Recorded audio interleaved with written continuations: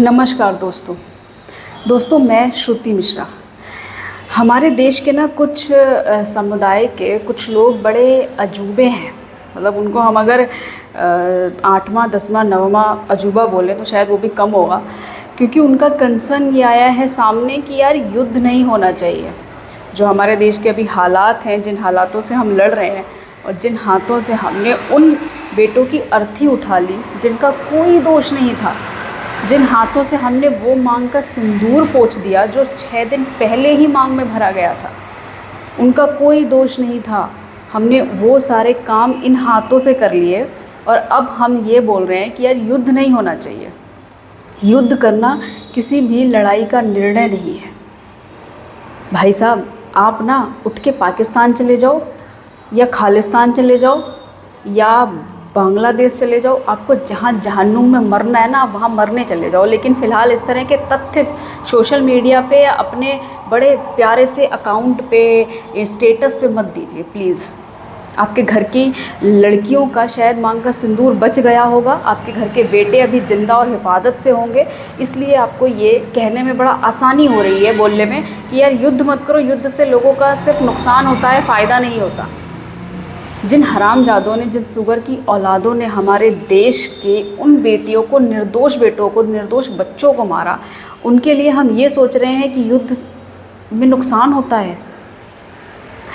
मानती हूँ कि वो शायद वीर रस कविताओं के, अगर उनको गॉड भी बोलें तो शायद कम होगा, उन्होंने बहुत खूबसूरत अपनी कविता में लिखा था और मुझे लगता है कि उससे खूबसूरत पंक्ति ये समझाने के लिए लिखी ही नहीं गई है कि युद्ध होना चाहिए या युद्ध नहीं होना चाहिए इस बारे में। और ये वीर रस की कविता के साथ मैं आपको समझाऊंगी कि युद्ध क्यों होना चाहिए और युद्ध होने का रीज़न क्या है और कश्मीर हमारा है, ये उनको समझाने की ज़रूरत क्यों है।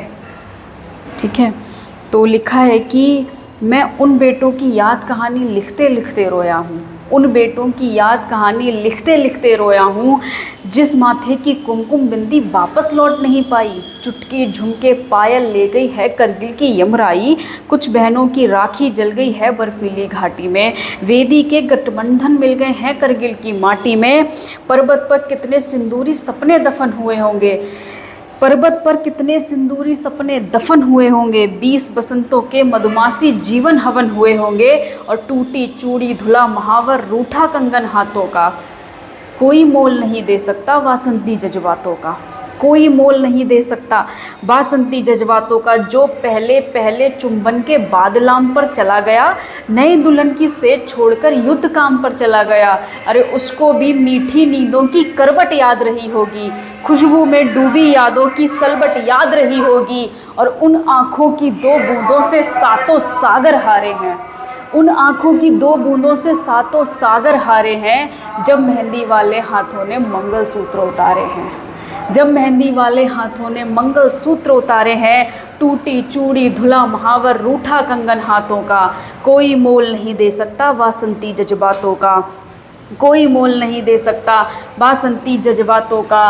और गीली मेहंदी रोई होगी छुपके घर के कोने में, ताज़ा काजल छूटा होगा चुपके चुपके रोने में।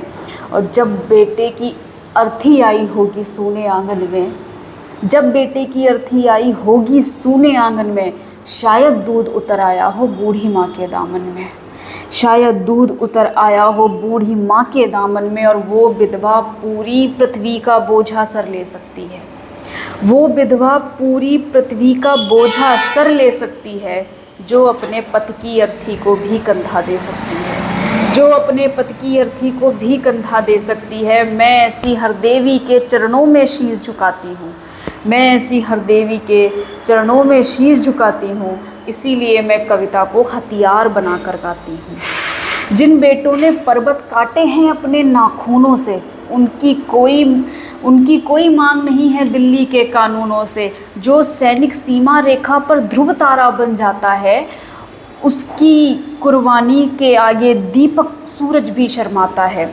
जो सैनिक सीमा रेखा पर ध्रुव तारा बन जाता है, उसकी कुर्बानी के आगे दीपक सूरज भी शर्माता है। गर्म दहानों के गर्म दहानों पर तोपों के जो सीने अड़ जाते हैं, उनकी गाथा लिखने को अंबर छोटे पड़ जाते हैं, और उनके लिए हिमालय कंधा देने को झुक जाता है।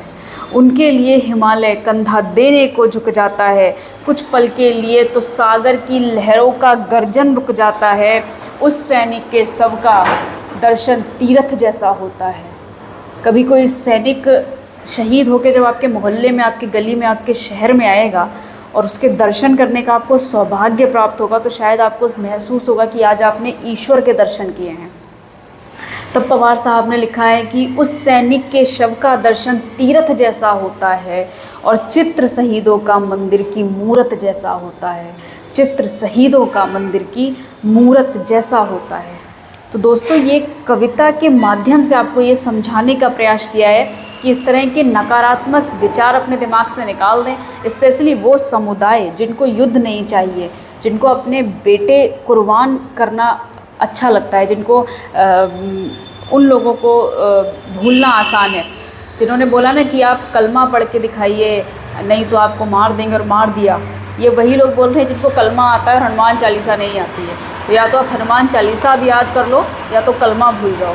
ठीक है, ये भारत है और ये अब नया भारत है। इसमें आपकी ड्रामाबाजी और आपकी नौटंकी चलने वाली है नहीं।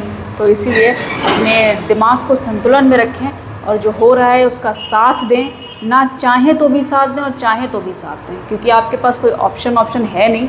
और ड्रामा नौटंकी मत करिए। आपसे विनम्र निवेदन है। जय हिंद, जय भारत।